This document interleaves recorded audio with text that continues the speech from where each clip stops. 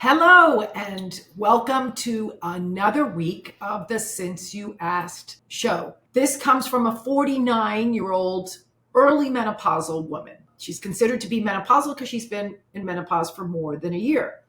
And she writes that basically when she went through menopause, she went through libido pause.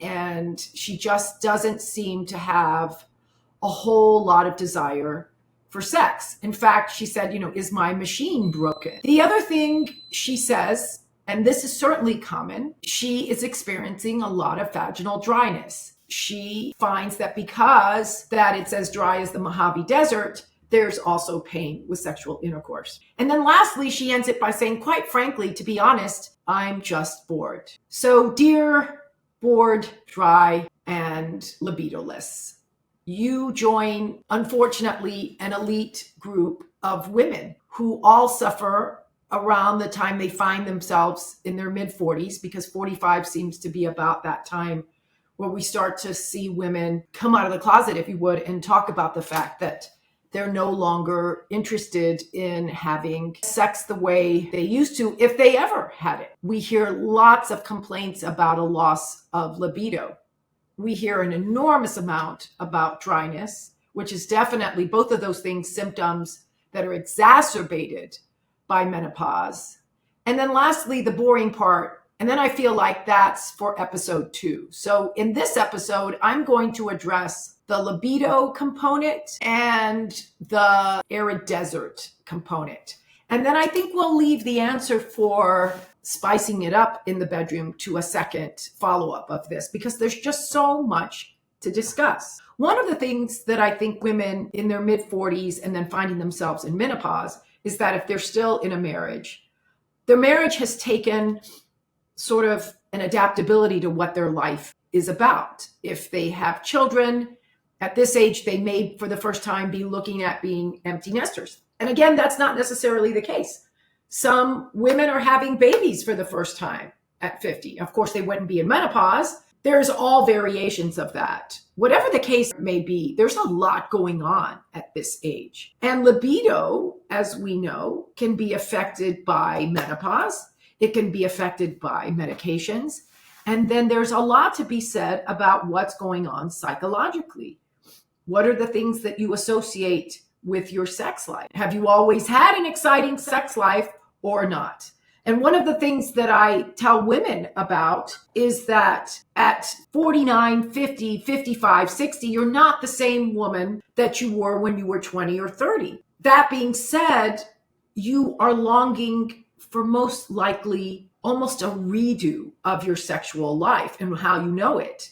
Sometimes I think women come into this phase of their life thinking they're just going to spice up their sex life and it's all going to happen almost like weight loss. But you realize you can't build a roof, as quoted by my dear friend, Dr. Juliana Hauser, who is a sexual therapist. She said, you can't build a roof where there is no foundation or house.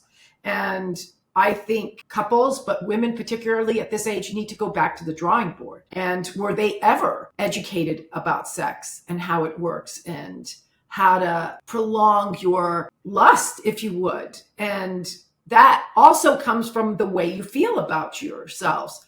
A lot of data suggests that women are very peaked in their sort of sexual needs and tendencies and urges at this time of their life. And sometimes that happens to not coincide with a man's needs. And I even read that in some cases, which I thought was fascinating, women replace their sexual urges with eating.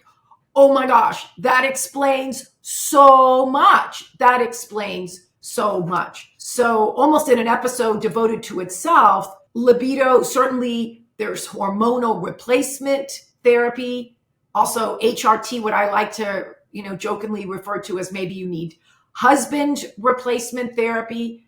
You have to build the foundation again and address the things in a very vulnerable, honest talk that says, look, I'm not getting what I need and I don't want to give up sex and my sexuality at 50.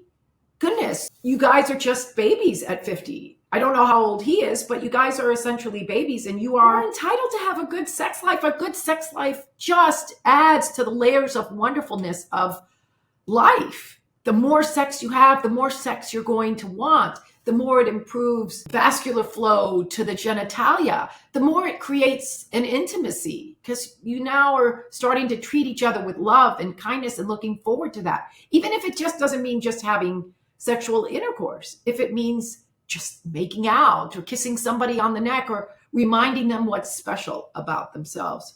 And the other thing about libido is that you can also seek out sexual counseling. People get physical trainers, they get life coaches. Why can't we get sex coaches to sort of infuse those things that maybe we never learned in our lifetime because of our culture, because of where we grew up, because our parents never talked to it? I still teach young women that when they get their period for the first time, they think they're dying and hemorrhaging because no one talked to them. And that's in 2024. And those are not uneducated or poor young women. We need to have honest discussions about sex, and we don't have enough of that. So I'm so appreciative that you shared that with me. I also, in regard to libido, if you have a low libido, often what happens is you're sort of not in a state of mind to get aroused. And with arousal with a female comes lubrication. And the good news in 2024 is that there are so many things available to you to help with that. And these are not your mama's lubricants. They are well thought of, they're organic, they are part of your body's pH. You can sort of pamper, the lady bits like Cleopatra and make homage to them and revitalize them. Then there's vaginal estrogen. Vaginal estrogen is a miracle cream for the vagina. What that does in a short period of time is replumps up that tissue. And if you're not having painful sex, you might be able to sort of sit in it, if you would, and enjoy it. Because pain, dryness, abrasion, low libido, boring does not contribute to hot, sexy making love. That's it for this part of this recording. I think next week we'll touch on the big one, which is how to spice up your marriage and the things that are available tool-wise for that. So again, I thank you all so much for watching our episodes. Please send us your questions. We love to get your feedback, and we're finding that more and more people are getting sort of brave enough to share their thoughts. They're spilling the tea. I love it, and I love you guys. Have a wonderful week.